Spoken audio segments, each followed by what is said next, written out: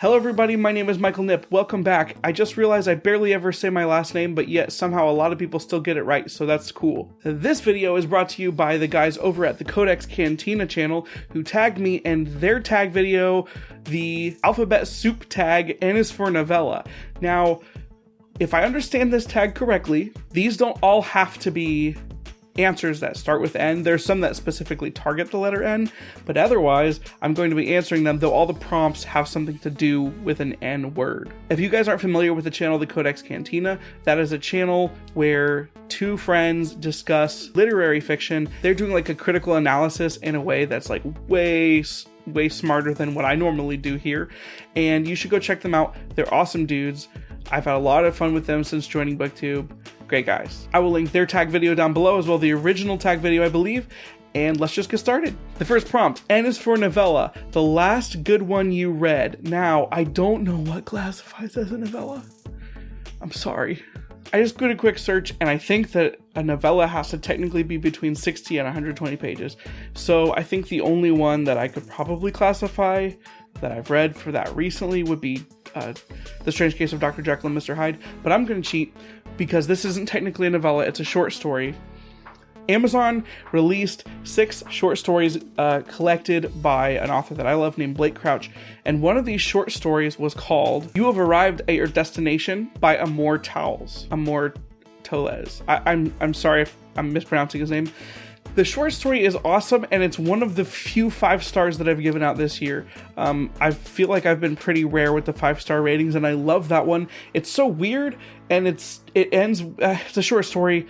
You should go check it out if you like sci-fi and weird implications of technology when it comes to like biology. The second prompt, 2, N is for Neighbors, a work of fiction focused or at least largely concerned with neighbors. I'm going to be mentioning the Wayward Pines trilogy. That's a book where a guy wakes up and he's in a weird town, and without giving too much away, the people in the town don't act normally. Everyone seems to be hiding something, and the neighbors and the interactions with them is a huge part of the story.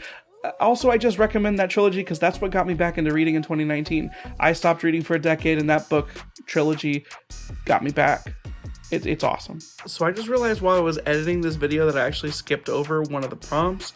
That one is N is for name. I'm supposed to name an author whose first or last name begins with N, or a book whose author first or last name begins with N. I'm in a panic here, so I'll just say Alex North wrote The Whisper Man, which was a fairly big thriller this year. It wasn't my favorite. I gave it 3 stars, but it was enjoyable.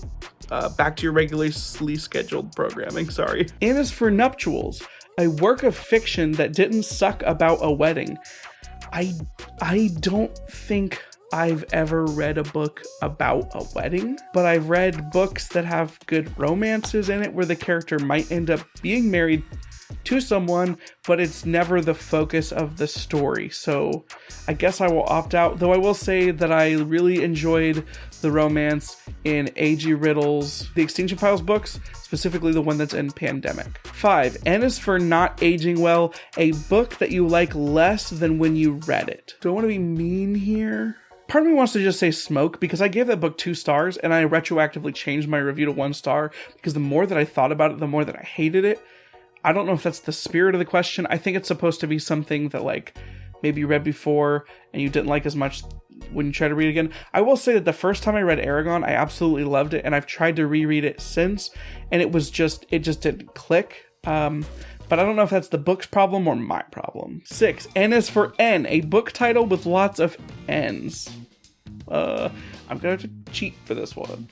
I don't know, this is a weird prompt. I'm gonna go with Children of Blood and Bone. I read that this year, and I think there's 2 N's. That's not that many. I'm sorry. 7, N is for Not Sure, a book you keep changing your mind about whether or not you want to read it. Probably the best answer for this one for me is The Witcher.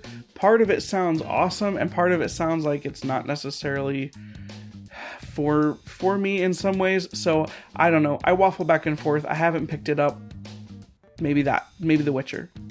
N is for Nitpick. Some small literary, writing, or book-related thing that drives you around the bend. I don't know if this is the right time for me to do this, but I think I'm going to do it, right?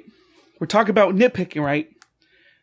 This is not, I don't think you're a bad person if you do this, but this is my pet peeve. And I know that this is going to tick some people off. Know that I say this in love, but we all have our own pet peeves and we all have things that eke us out, that mess us up for weird reasons. I'm going to say it. Partial star ratings are stupid to me. I don't understand. If you're using the star system, it's specifically built to be a 5-point system so that you can use the stars 1 through 5. Use them as a 5-point system. If you want to use half stars, then you should use a 10-point system. If you want to use quarter stars, then you are using like a 40-point system.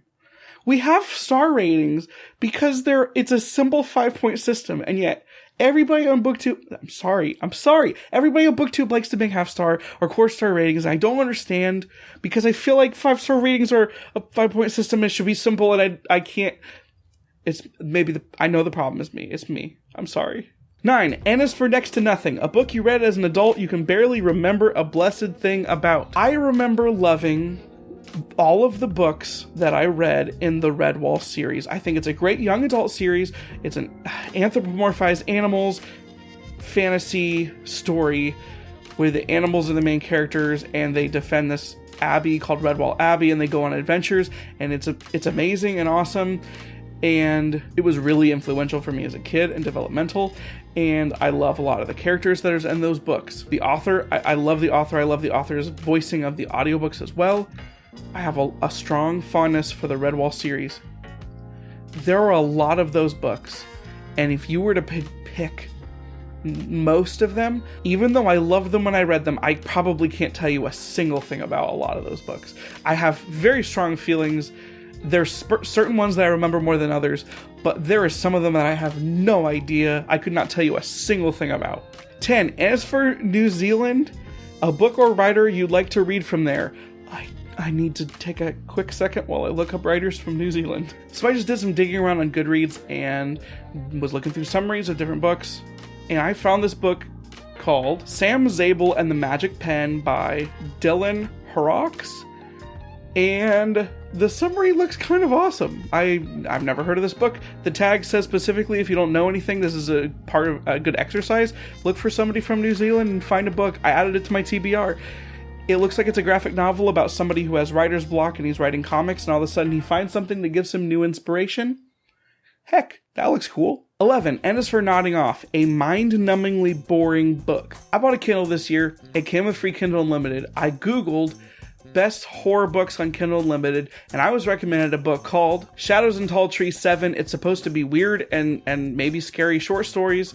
And that book almost convinced me I didn't like fiction. It was the first fiction that I picked up after having not read for 10 years, and I did not like it.